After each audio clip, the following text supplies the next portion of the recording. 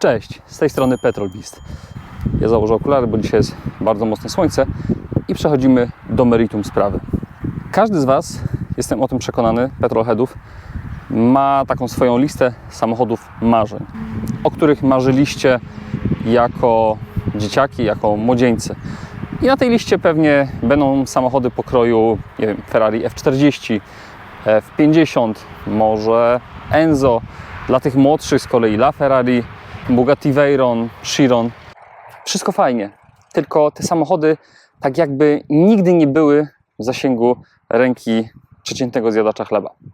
No właśnie, i z tego też powodu ja jako małe dziecko zawsze miałem takie bardziej pragmatyczne podejście do swoich marzeń i jako mały chłopak marzyłem o samochodach, które wiedziałem, że przy odrobinie pracy każdy z nas będzie mógł sobie kiedyś nabyć. To oczywiście nie będą samochody, które można później kupić z ulicy do salonu ze średniej krajowej, ale odrobinę główkując i wykształcając się, można dojść do takiego poziomu, żeby Cię było stać na taki samochód. I był też jeden samochód, o którym mi ostatnio kumpel przypomniał i który przez bardzo, bardzo długi czas znajdował się na tej liście, ale mniej więcej 18-17 lat temu.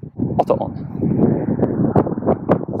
BMW M5 E60, czyli prawilna M5 z V10 pod maską. Kiedy mam na myśli, mówiąc, że kumpel mi o tym samochodzie przypomniał, to nie było tak trochę, że to auto zniknęło z mojego radaru. Po prostu w czasie, kiedy się nim interesowałem do zakupu, to było mniej więcej 9-10 lat temu, wtedy nie stać było mnie na ten samochód. On trochę był poza moim zasięgiem cenowym.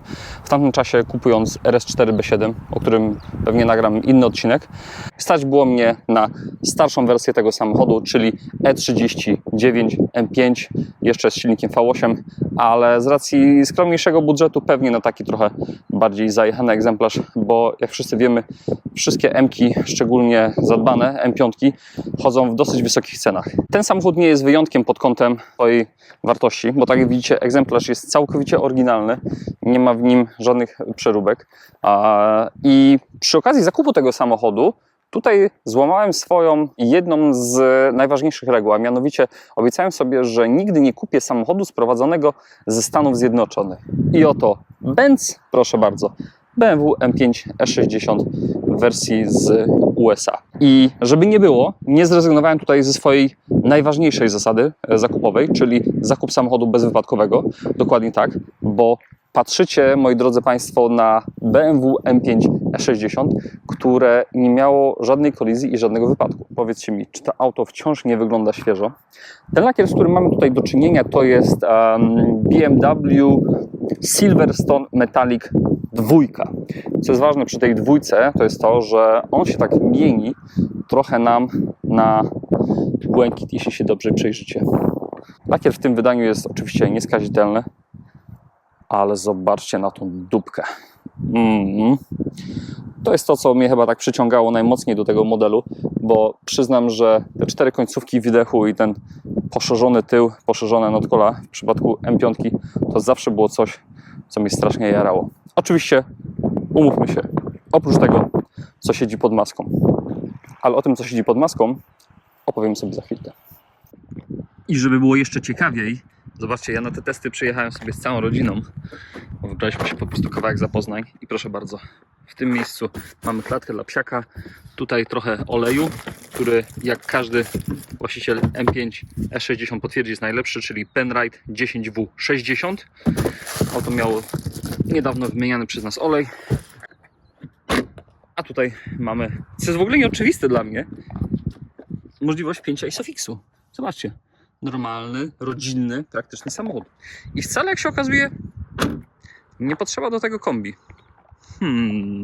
Żeby moja teza z RS6 za chwilę miała lec w gruzach? Przekonajmy się.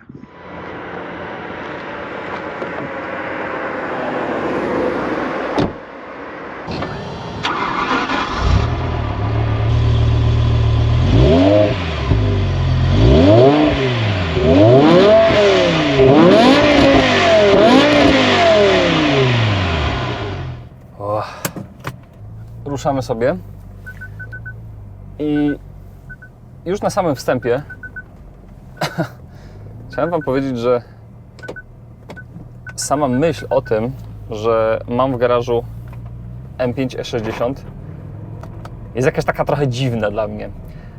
To dlatego, że miałem wrażenie, że era szybkich sedanów jest już za mną. No wiecie, kupiłem sobie kiedyś to RS4B7, a w międzyczasie były też takie samochody jak właśnie RS6 C7, które po części zastępują mi właśnie takie szybkie sedany, ale jednak, jak się okazuje, chyba czegoś mi brakowało. I tym czymś jest silnik rodem z Formuły 1,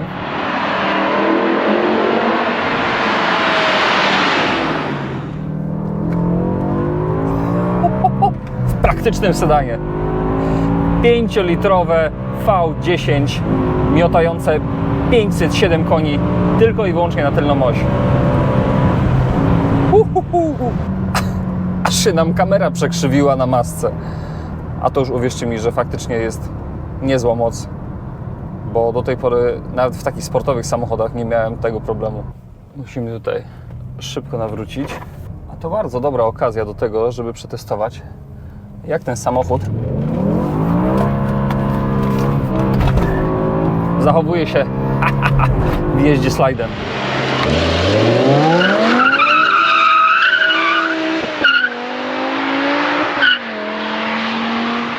Ten długi rozstaw osi powoduje, że auto jest absolutnie przewidywalne i nie trzeba z nim walczyć tak jak w krótszych samochodach, nie wiem, pokroju właśnie M2 czy też M3. Ten samochód ma kilka wad. To nie jest tak, że jest idealny. I uwierzcie mi, te wady potrafią być trochę męczące. Pierwsza wada. Może zacznijmy od tej największej. Skrzynia biegów. Pokażę wam, jak przełączają się biegi w M5 E60.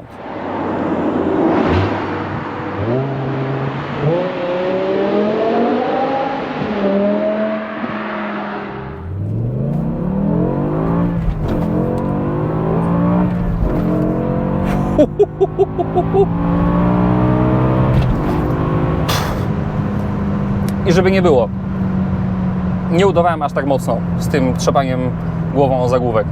W tym samochodzie bardzo ciężko przewidzieć, kiedy faktycznie załapię następny bieg przy upshifcie.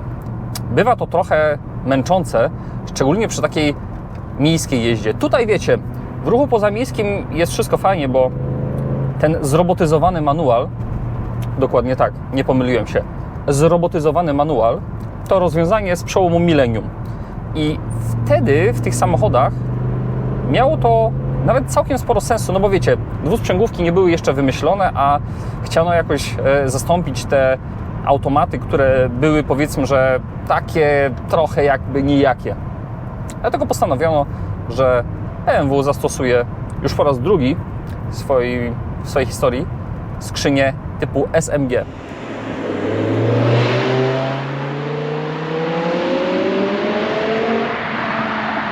Ta skrzynia, ona debiutowała już właśnie w M3 E46 i tam także nie zbierała pochlebnych opinii i szczerze powiedziawszy, no nie dziwię się dlaczego, bo przy takich standardowych manewrach, jak na przykład, nie wiem, nawracanie, może sobie zróbmy tutaj, zobaczcie, jesteśmy ciutkę pod górę. Nie da się tutaj płynnie operować tym gazem w ruchu miejskim. A to powoduje, że samochód bywa trochę nieznośny. Dlatego, jeśli kiedykolwiek kupicie M5 E60, to upewnijcie się, że będziecie nim jeździć głównie w trasy albo po prostu na wycieczki za miasto. Drugą taką wadą, którą jestem w stanie określić po kilku miesiącach od użytkowania tego jest to, że ten samochód po prostu paliwo. To auto jest takim żłopem, że się w głowie nie mieści. Od wczoraj przejechałem mniej więcej 80 km i auto spaliło, uwaga, 1/3 baku. Dokładnie tak. 240 km zasięgu na baku to wcale nie jest nic niemożliwego w tym samochodzie. Także kto ma M5 E60 w garażu, ten w cyrku się nie śmieje. A uwierzcie mi, ten samochód mógłby palić mniej, bo mam bezpośrednie porównanie z V10. Owszem, ta V10 ona jest nowsza, posiada technologię bezpośredniego wtrysku, także technologię Cylinder on Demand, ale R8 V10 pali mi mniej więcej 40% mniej. Tamten samochód potrafi przejechać na zbiorniku 80-litrowym mniej więcej 600-650 km. Tutaj mamy zbiornik 70-litrowy i tak jak Wam przed chwilką powiedziałem, on starcza czasami przy ostrej jeździe na niecałe 200 km. Obliczcie sobie sami spalanie.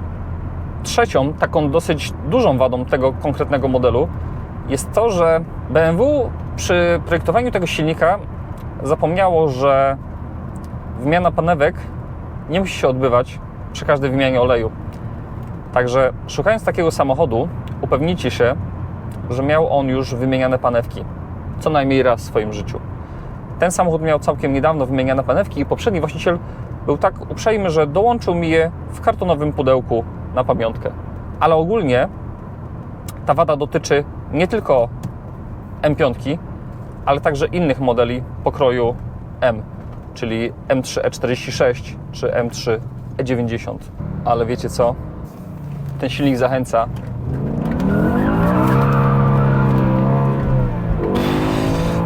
Do robienia bardzo, bardzo głupich min.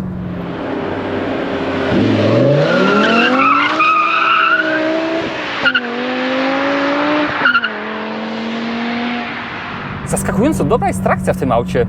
Muszę przyznać, że nie spodziewałem się tego po 500-konnym sedanie z napędem na tył. Ale tutaj jednak obuty w najnowsze opony Michelin Pilot Sport 4S to auto potrafi naprawdę zdziałać cuda. Co jest fajne w tym samochodzie, BMW już zastosowało tutaj ten swój słynny M-Differential, czyli dyferencjał o ograniczonym poślizgu między mną i Tobą, po prostu zwykła szpera, która w inteligentny sposób rozdziela tą moc na tyle umiejętnie, że nawet tak niewprawny kierowca jak ja potrafi tym samochodem latać slajdami jak w Tokyo Drift.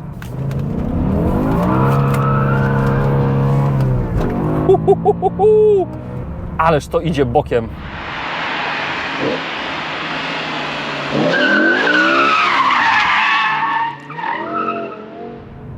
Czwartą taką większą wadą tego samochodu to nie będzie do końca wada M5, tylko po prostu E60, bo tak jak sami słyszycie na nagraniu, słychać tutaj, że w tym wnętrzu skrzypi dosłownie wszystko. Ta jakość wykonania nie była wówczas dobra ani w Mercedesie, ani w BMW, ani nawet w moim ukochanym Audi.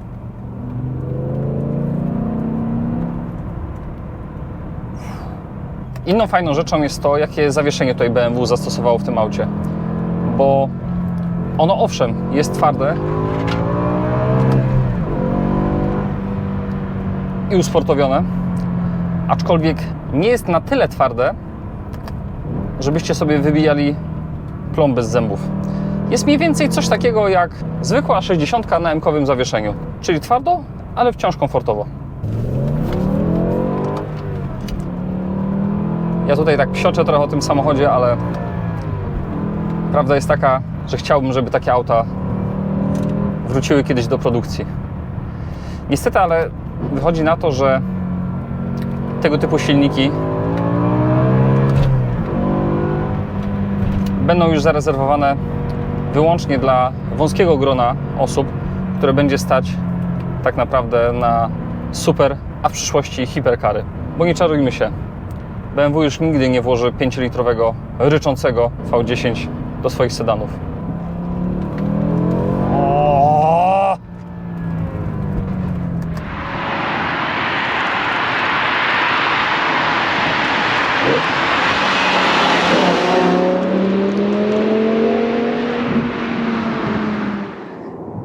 I tym takim trochę nostalgicznym akcentem chciałem Wam podziękować za oglądanie tego odcinka. Pamiętajcie o zostawieniu łapki w górę, suba i komentarza, czy taka formuła filmików Wam się podoba. A M5 E60? Ono już niedługo trafi na sprzedaż i będzie dostępne u partnera naszego kanału, czyli firmy autoplac.pl, gdzie pamiętajcie, że ogłoszenia są zawsze za 0 zł. A ja będę szukać dalej swojego unicorna, bo jeszcze mam kilka samochodów na tej swojej liście. Tymczasem trzymajcie się. Miłego dzionka i smacznej kawusi. Ciao!